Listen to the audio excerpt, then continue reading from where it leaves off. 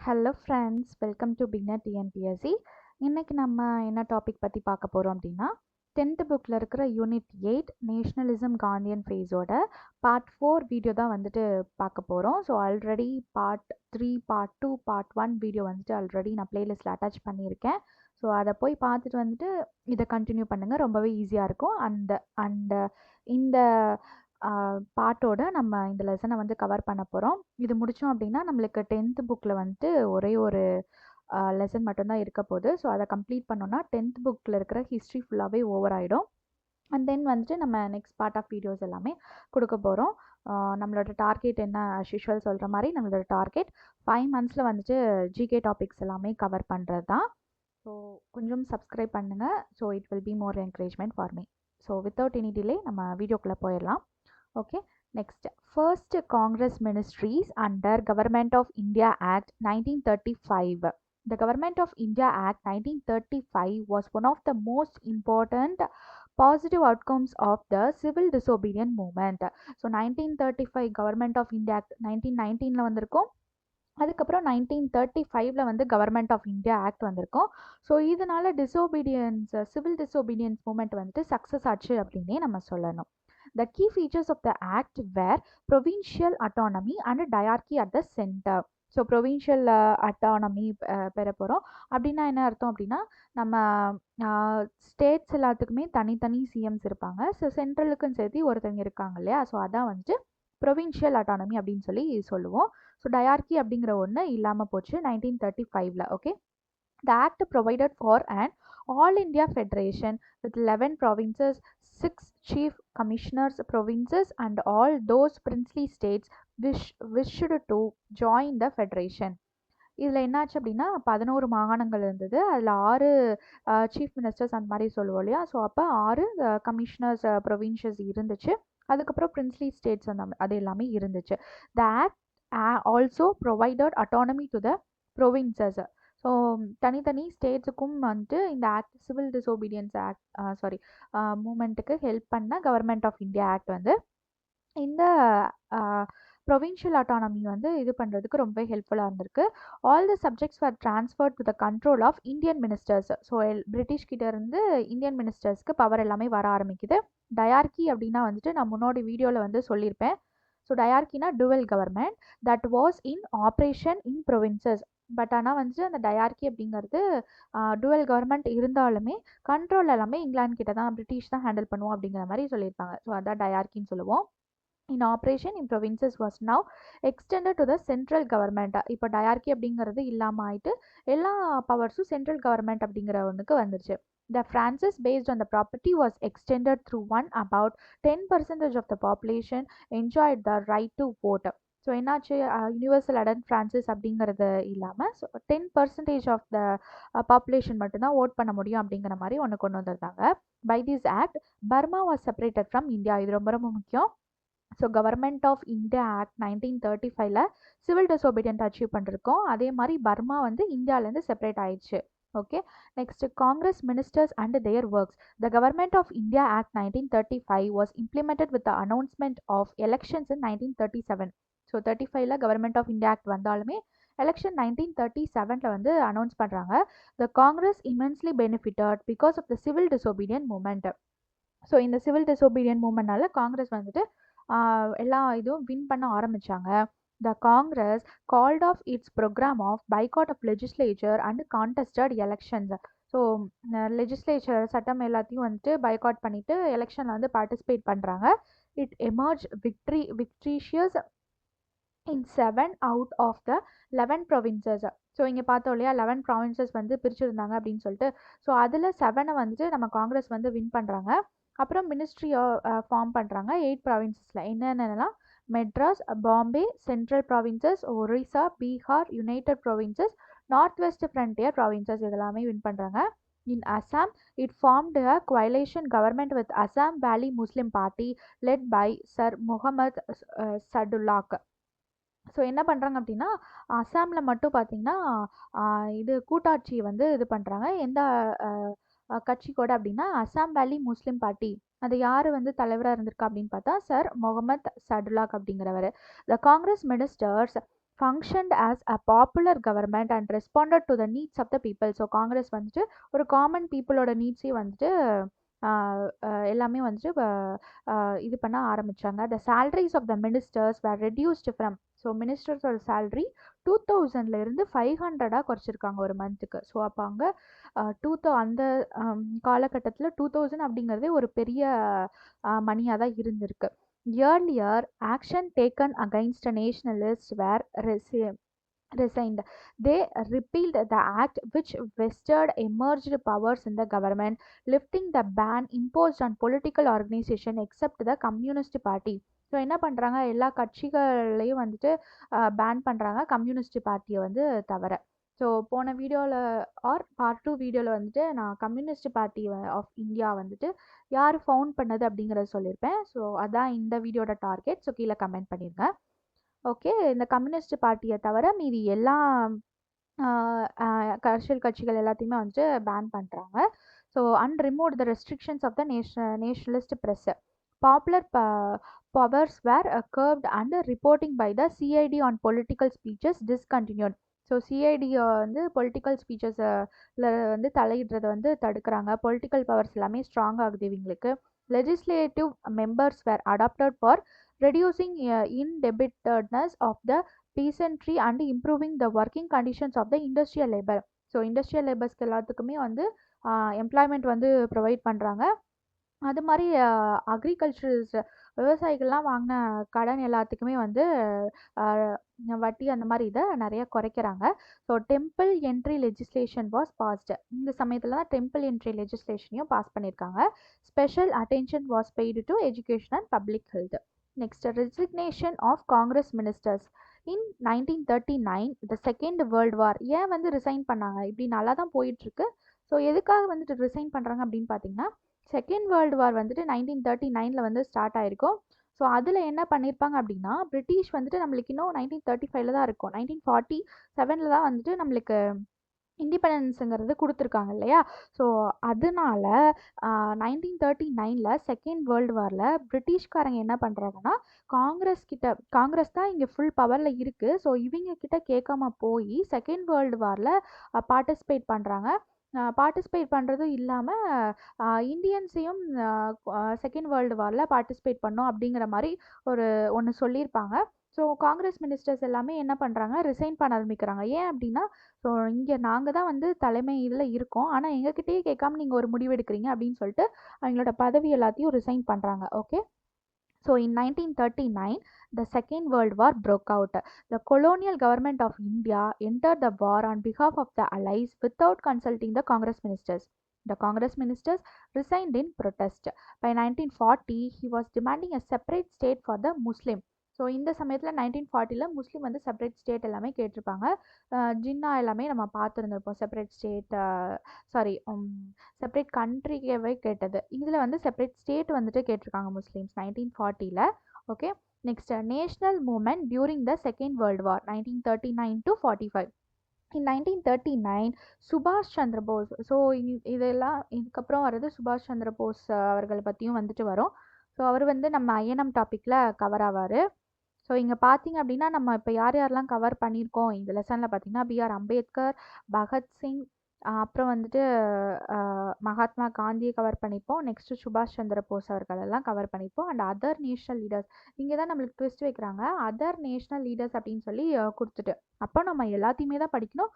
ரொம்ப இம்பார்ட்டண்ட்டாக வந்து இவங்க எல்லாத்தையுமே கண்டிப்பாக படிக்கணும் அப்படின்னு அர்த்தம். ஓகே, சுபாஷ் சந்திர போஸ் இங்கே வராரா?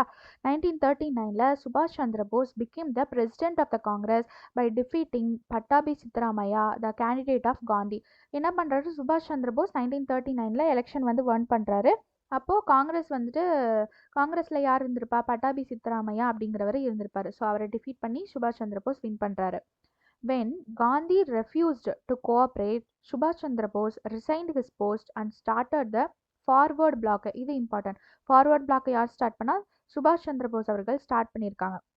அவரோட போஸ்டர் ரிசைன் பண்ணிட்டு ஃபார்வர்ட் பிளாக் அப்படிங்கிற ஒன்று ஸ்டார்ட் பண்ணிட்டாரு. Okay, next development leading to quit India movement, individual satyagraha.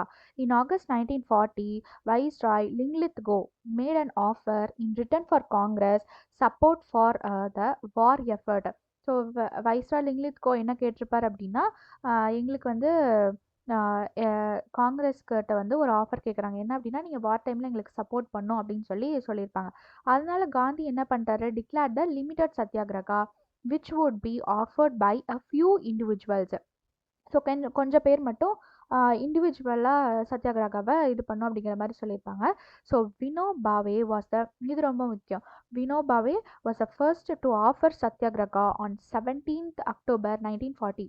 இப்போல்லாம் என்ன பண்ணுறாங்களா, mostly statement based, assertion reason பேஸ்டான கொஷின்ஸ் எல்லாம் தான் கேட்குறாங்க. ஸோ அதில் எப்படியெல்லாம் ட்விஸ்ட் பண்ணி கேட்பாங்க அப்படின்னா, இந்த 17th அக்டோபருக்கு பதிலாக வேறு ஏதாவது டேட் கொடுக்கறது, ஆர் வேறு ஏதாவது மந்த் கொடுக்கறது, அந்த மாதிரி கொடுத்துட்டு கூட வந்துட்டு நம்மளை கன்ஃபியூஸ் பண்ணுற மாதிரி இது பண்ணுவாங்க. அதனால நம்ம டேட்டோட, இயரோட, மந்தோட சேர்த்து தான் நம்ம எல்லாமே ரிமெம்பர் பண்ணிக்கணும். ஓகே, வினோபாவே அப்படிங்கிறவர் தான் first to offer satyagraha on 17th October 1940. Okay, the satyagraha continued till the end of the year. So 1940 ஃபுல்லாகவே சத்தியாகிரகா கண்டினியூ ஆயிருக்கும். இந்த பீரியடில் தான் 25,000 பீப்புள் வந்து அரெஸ்ட் பண்ணியிருப்பாங்க. Okay, next Cripps mission. On 22nd March 1942, the British government sent a mission under Cabinet Minister Sir Stafford Cripps அப்படிங்கிறவரை வந்து இங்கே வந்து சென்ட் பண்ணுறாங்க. பிரிட்டிஷ் கவர்மெண்ட் வந்துட்டு எப்போ 22nd March 1942. The negotiation between the Cripps mission and the Congress failed as Britain was not willing to transfer effective powers immediately. So Cripps மிஷனை வந்துட்டு எதிர்க்கிறாங்க காங்கிரஸ். ஏன்னா வந்துட்டு ஃபுல் பவர்ஸும் நம்ம கையில் அவங்க கொடுக்க மாட்டோம் அப்படின்னு சொல்கிறாங்க. கிரிப்ஸ் மிஷன் என்னென்ன ஆஃபர் பண்ணிச்சு அப்படின்னா, டொமினியன் ஸ்டேட்டஸ் கொடுக்குறோம், வாருக்கு அப்புறம் டொமினியன் ஸ்டேட்டஸ் கொடுக்குறோம் அப்படிங்கிற மாதிரி சொல்லியிருப்பாங்க. இந்தியன் பிரின்சஸ் வந்து could sign a separate agreement with the British implying the acceptance for the demand of Pakistan. So பாகிஸ்தானுங்கிற ஒரு செப்பரேட் கண்ட்ரி வந்து வேணும், அதுக்கு வந்து நீங்கள் வந்து பிரிட்டிஷ் கூட ஒப்பந்தம் போடணும் அப்படிங்கிற மாதிரி சொல்லியிருப்பாங்க. பிரிட்டிஷ் வந்து வார் டைமில் டிஃபென்ஸோட எல்லாமே பிரிட்டிஷ் தான் கண்ட்ரோல் பண்ணும் அப்படிங்கிற மாதிரி சொல்லியிருப்பாங்க.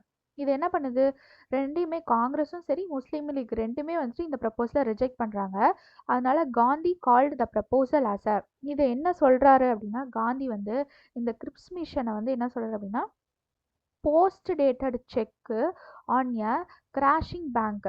ஸோ திவாலாகிற பேங்க்கில் வந்துட்டு ஒரு செல்லாத செக்கு தான் நீங்கள் கொடுக்குற மாதிரி அப்படிங்கிற மாதிரி சொல்கிறாரு. இதுதான் இது காந்தியோட கோட்ஸு. ஸோ இது ரொம்ப இம்பார்ட்டன்ட். எதை சொல்கிறாரு அப்படின்னா, கிரிப்ஸ் மிஷனை தான் சொல்கிறாரு இங்கே. அதுதான் ரொம்ப ரொம்ப முக்கியம். கிரிப்ஸ் மிஷனை தான் அதை பற்றி சொல்லியிருப்பாரு. Next, do or die call by Gandhi. The outcome of the Cripps mission caused a considerable disappointment. So in the Cripps mission disappointment ஆயிடுச்சு. Popular discontent was intensified by wartime shortages and steep rise in prices. So என்னாச்சு, வார் டைம்ங்கிறனால எல்லாமே வந்து weapons ஆகட்டும் எல்லாத்துக்குமே shortage ஆக ஆரம்பிக்குது. ஒரு சாதாரண இது கூட விலை வந்து அதிகமாக தான் வாங்குற மாதிரி இருந்துச்சு. The all India Congress committee that met at Bombay on 8th August 1942 passed the famous Quit India resolution. So all India Congress committee என்ன இது பண்ணுது, பாம்பேயில் 8th August 1942 குவிட் இண்டியா ரெசல்யூஷனை வந்து ஒன்று எடுக்கிறாங்க. ஸோ அதில் என்ன பண்ணுறாங்க அப்படின்னா, பிரிட்டிஷ் ரூல் இன் இந்தியா வந்துட்டு வேணாம் அப்படின்னு சொல்லிட்டு டிமாண்ட் பண்ணுறாங்க. Gandhi gave a call to do or tie.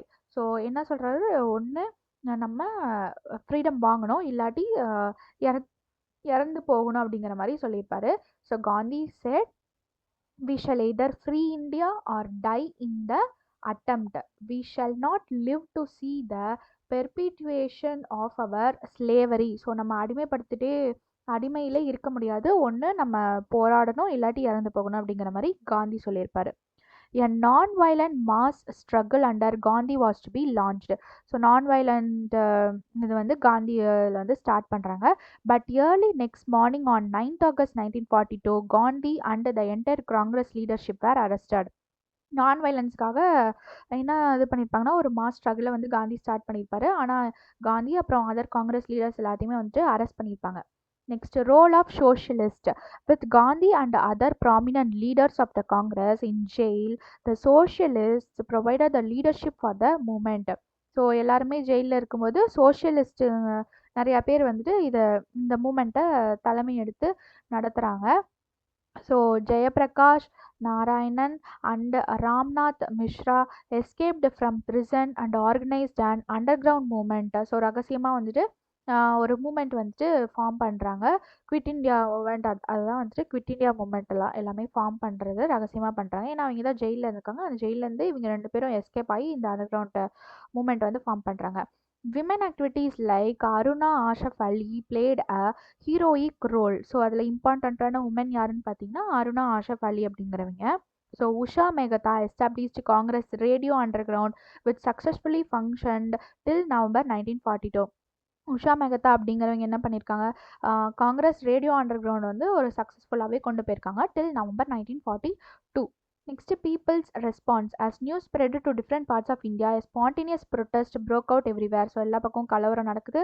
The people protested in whatever from that could, such an harassment, strikes, picketing, இது எல்லாமே மறியல் எல்லாமே பண்ணுறாங்க. ஸோ உண்ணாவிரதம் அந்த மாதிரி நிறையா இருக்காங்க. The government suppressed it with brute forces. So இரும்பு கரம் கொண்டு அது எல்லாத்தையும் வந்து ஸ்டாப் பண்ணணும்னு நினைக்கிறாங்க. பட் பீப்புள் வந்து கவர்மெண்ட் பில்டிங்ஸ் ஆகட்டும், railway station, telephone, telegraphy lines, other stood symbol of British authority எல்லாத்தையும் வந்து எரிக்க ஆரம்பிக்கிறாங்க. ஸோ இது வந்து மெட்ராஸ், எஸ்பெஷலி மெட்ராஸ் ஃபுல்லாகவே பரவுச்சு அப்படின்னு தான் சொல்லுவோம். Parallel government was established in Satara, Orissa, Bihar, United provinces and Bengal. So parallel government வந்து இந்த ஸ்டேட்ஸ் எல்லாத்துலேயுமே வந்து இது பண்ண ஆரம்பிச்சாங்க. நெக்ஸ்ட் சுபாஷ் சந்திர போஸ் அண்ட் ஐஎன்ஏ. சுபாஷ் Chandra Bose was who had left the Congress was now under house arrest. So காங்கிரஸ்லேருந்து லெஃப்ட் ஆனவர் இப்போ ஹவுஸ் அரெஸ்ட்டில் இருக்காரு. he wanted to strike British hard by joining the enemies. So British கூட எதிர்த்து போராடுறதுக்காக அவரோட எனிமி கூட பார்ட்டிசிபேட் பண்ண அப்படின்னு முடிவு பண்ணுறாரு. In March 1941 he made a dramatic escape from his house in disguise and reached Afghanistan. என்ன பண்ணுறாரு, இங்கேருந்து ஹவுஸ் அரெஸ்ட்லேருந்து எஸ்கேப் ஆகி ஆப்கானிஸ்தான் போகிறாரு. Initially he wanted to get the support of Soviet Union. So Soviet Union கிட்ட சப்போர்ட் வாங்கணும் அப்படின்னு சொல்லி நினச்சிருப்பாரு. So After that, Soviet Union joined the Allied powers which include Great Britain. He went to German. So என்ன பண்ணுறாங்க, Soviet யூனியனும் இப்போ great Britain கூட கூட்டணி வைக்க ஆரம்பிச்சிட்டாங்க. அதனால் அவர் என்ன பண்ணுறாரு, திரும்ப ஆப்கானிஸ்தான் வந்து ஜெர்மனிக்கு போகிறாரு. இன் February 1943 he made his way to, இப்போ ஜெர்மனிலேருந்து அடுத்தது ஜப்பான் போகிறாரு த்ரூ சப்மரைன் மூலயமா and to control of the Indian National Army. So Indian National ஆர்மியை ஃபவுண்ட் பண்ணவரே நம்ம சுபாஷ் சந்திர போஸ் அவர்கள் தான். இதை வந்து நான் ஒரு டார்கெட்டாக வந்து ஒரு வீடியோவில் கொடுத்துருந்துருப்பேன். ஸோ அதுக்கான ஆன்சர் பார்த்தீங்கன்னா ஐஎன்ஏவை ஃபார்ம் பண்ணவர் சுபாஷ் Chandra Bose. Okay, the Indian National army captain Lakshmi சங்கல் headed it Ahmed Hind Fauj அப்படின்னு சொல்லுவோம். Had earlier been organised by gen. So Indian national ஆர்மியோட கேப்டனாக யார் இருந்திருக்கா, லக்ஷ்மி சங்கல் இருந்திருக்காங்க. Okay, next Mohammed Singh with Indian prisoners of war with the support of Japanese in Malaysia and Burma.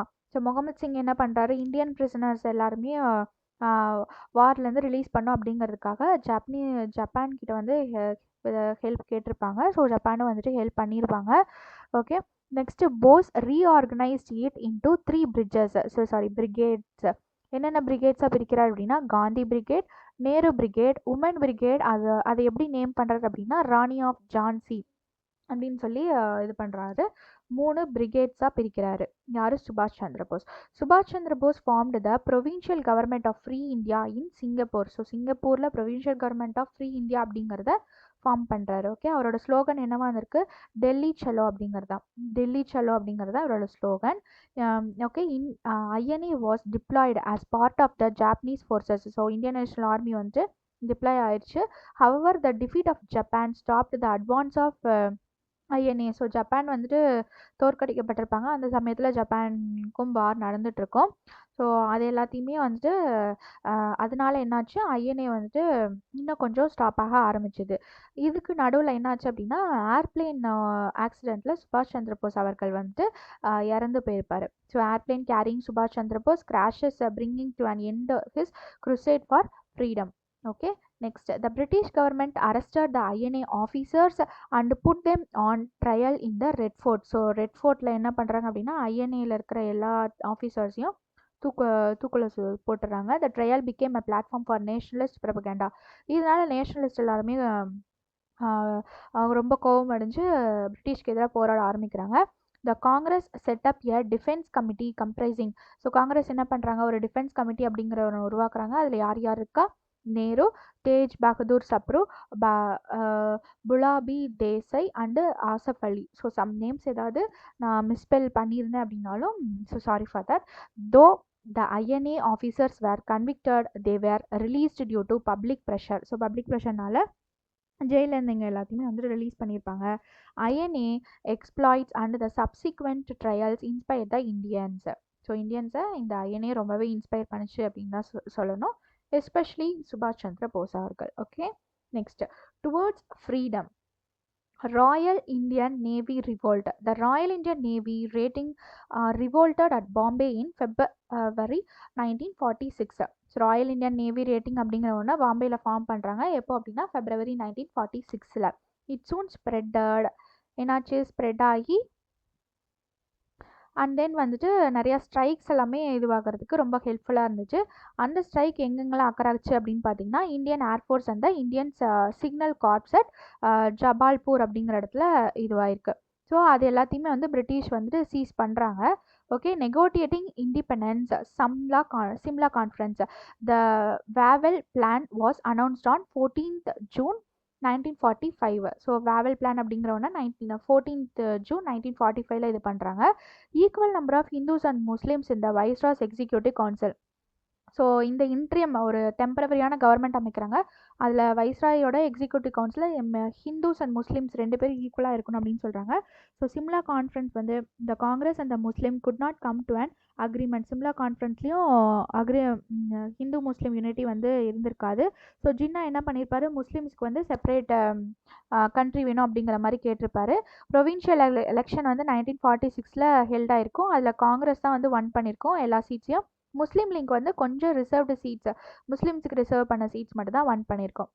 Next cabinet mission in Britain. The labour party இப்போ என்னாச்சு, queen Victoria அவங்க இருந்திருப்பாங்க. So அதுலேருந்து இப்போ லேபர் பார்ட்டி அப்படிங்கிறவங்க வந்து அந்த பிரிட்டனில் ஒன் பண்ணியிருப்பாங்க. ஸோ அதனால இப்போ இண்டிபெண்டன்ஸ் கொடுக்குறோம் அப்படின்னு சொல்லி ஒத்துக்கிட்டாங்க. கிளெமெண்ட் அட்லி அப்படிங்கிறவர் தான் பிரைம் மினிஸ்டர் ஆயிருக்காரு. He declared that he want to transfer powers at the earliest. So முன்னாடியே வந்துட்டு பவர்ஸ் எல்லாத்தையுமே நாங்கள் வாங்கிக்கிறோம் அப்படிங்கிற மாதிரி இவர் சொல்லியிருப்பாரு. அதனால என்ன பண்ணுறாரு, ஒரு கேபினெட் மிஷன் ஒன்று இது பண்ணுறாரு. யார் யாரெல்லாம் அதில் இருக்கா அப்படின்னு பார்த்தீங்கன்னா Pethick Lawrence, Stafford Cripps and A V Alexander இவங்க எல்லாமே இருக்காங்க. ஸோ இதை வந்து பாகிஸ்தானுங்கிற ஸ்டேட் வந்துட்டு டிமாண்ட் பண்ணுறதுக்கு ரிஜெக்ட் பண்ணுறாங்க. It provided for federal government. Federal கவர்மெண்ட்னா லைக் ஸ்டேட்ஸில் தனி இது, அப்புறம் சென்ட்ரலில் தனியாக இருக்கும் இல்லையா, அதுதான் ஃபியூட்ரல் கவர்மெண்ட் சொல்லுவோம். வித் கண்ட்ரோல் ஓவர் எல்லாமே டிஃபென்ஸு, கம்யூனிகேஷன் எல்லாமே உங்ககிட்ட, ஃபாரின் அஃபேர்ஸ் எல்லாமே கொடுத்துறோம் அப்படின்னு சொல்லிட்டாங்க. ப்ரொவின்ஷியன்ஸ் வந்து 3 குரூப்ஸாக பிரிக்கிறாங்க. Non Muslim majority provinces, Muslim majority provinces and north west and Muslim majority provinces இந்த நார்த் ஈஸ்ட். 3 இதுவாக பிரிக்கிறாங்கன்னு சொல்லியாச்சு. The Congress and Muslim League accepted the plan. Okay அப்படின்னு சொல்லிட்டு காங்கிரஸ் முஸ்லீம் லீக்கும் அக்செப்ட் பண்ணிக்கிட்டாங்க. Next direct action day call by Muslim. So differences arose between காங்கிரஸ்க்கும் Muslim லீக்கும் இப்போ வந்து டிஃப்ரென்ஸ் வந்து வர ஆரம்பிக்குது. அதனால என்ன பண்ணுறாரு அப்படின்னா ஜின்னா வந்து ஒரு டைரக்ட் ஆக்ஷன் டே அப்படின்னு 16th August 1946 வந்து வைக்கிறாரு.